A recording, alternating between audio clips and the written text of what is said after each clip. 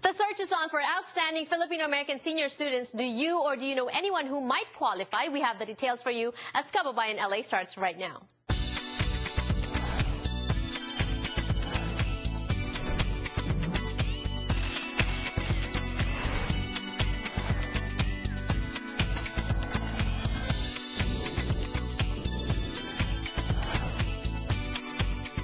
Happy Monday, everyone. Back to work, all of us, and it's all about students today on Kababayan LA. Earlier, I mentioned searches on for 10 outstanding Filipino-American senior students, but also we are going to talk about the issues concerning higher or public higher education. Lahat po ng yan ngayong hapon sa Kababayan LA. Pero bago ang lahat, makibalita muna tayo mula sa balita.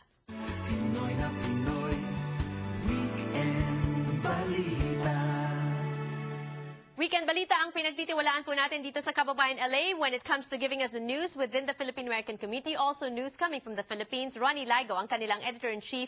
Welcome to Kababayan LA. Magandang hapon po sa inyong lahat at sa of course, Janela, sa inyong mga staff pati.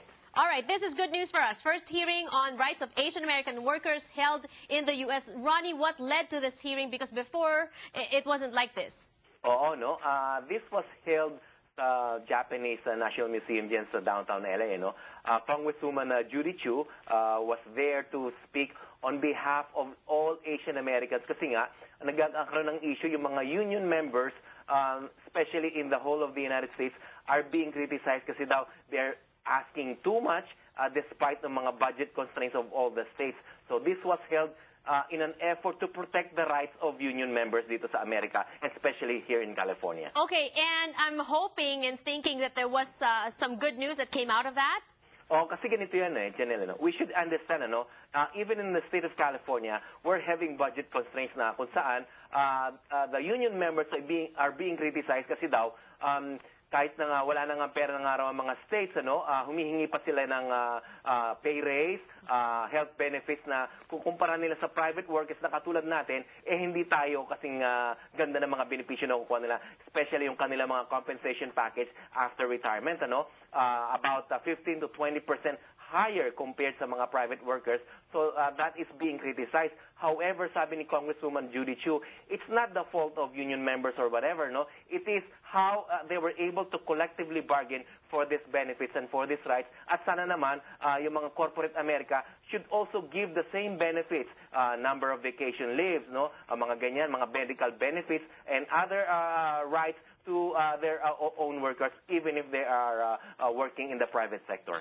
Although, Ronnie, we can also relate to something like this if there is poverty and there is budget problem really here in America. Diba, meron tayong kasabihan sa Tagalog, pagka maliit ang kumot, matutong mamaluktot, diba? Mag-adjust din tayo ng pakonti-konti. Meanwhile, Ronnie, speaking of adjustment and speaking of maliit na kumot in the Philippines, poverty still rising. And according to reports, President Noynoy Aquino na-shock daw sa kahirapan sa Pilipinas. Nakakagulat pa ba, Ronnie, ang kahirapan sa Pilipinas? Everybody knows about that. Alam mo, nakakagulat kasi nung last year, September 2010, may isang survey din na sinasabing marami na nga raw mga kababayan natin nakakahanap ng trabaho at hindi na raw sila nagugutom, less than half.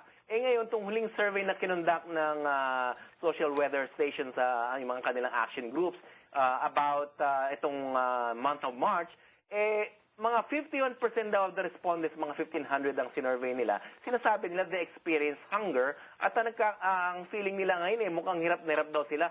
So mismo si Presidente Aquino mukhang nagugulat siya na report ng kanilang mga agencies na ang gaganda-ganda na nga raw nangyayari sa ating bayan. Pero bakit ganito ang latest survey? So ngayon gusto nilang i-address ito. Ito ba'y mali lang ang na-survey nila? Kasi of course yung mga benepisyo pinabibigay ng mga programa ng gobyerno nasa probinsya. Ito yata ang mga sinurvey nila mukhang nasa Maynila lang. Sino ba itong mga ito, itong na-survey nito nitong last March? Okay, and survey or no survey, we all know that there's poverty in the Philippines. One of the poverty-stricken countries yan ng Southeast Asia. And this is why, Ronnie, dahil napakarami sa ating mga politiko ang nananamantala. Imelda Marcos ordered to repay funds na ninakaw ng kanyang late husband 3 decades ago. Oo, no? $280,000. Ano, we're talking of $280,000 ang dapat daw isoli ni Mrs. Imelda Marcos, ang kanyang pamilya, no? Kasi itong dati niyang agency head na si Jesus Tanciangco ng National Food Authority ang nag-testify na sinabi nga niya na sinaipon daw itong pera na ito nung panahon ni Marcos, ano, yung kanyang asawa, no, na dictator dati. Ngayon, ang sabi ng korte, this should be returned to the government. Ito nga yung pinag-uusapan nangyari na nga ito, no, sa decision ng korte, hindi yata nga dinidispute na yata ng Marcoses. They are being given only 30 days simula no April 5 to return these monies, no. Alam naman natin, it's about $10 billion daw yata ang ninakaw ng mga Marcoses nung dictatorship na yan. Okay, so they are given 30 days from April 5 to repay the funds. So we're gonna find out kung lalabas nga, kung magbabayad nga ang mga Marcoses or if they're gonna appeal this once again. Kasi ang tagal na, 3 decades ago pa yun, yung mga investigation. So sana naman may magbunga ng maganda para sa ating mga kababayan. For now, Ronnie, thank you so much for sharing those stories with us this afternoon on the show. Maraming salamat po sa inyo.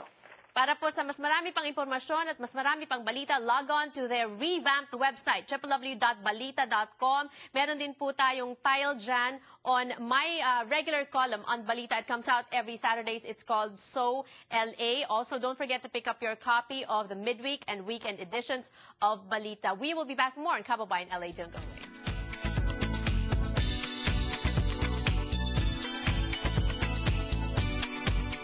Taiwan is such a beautiful country.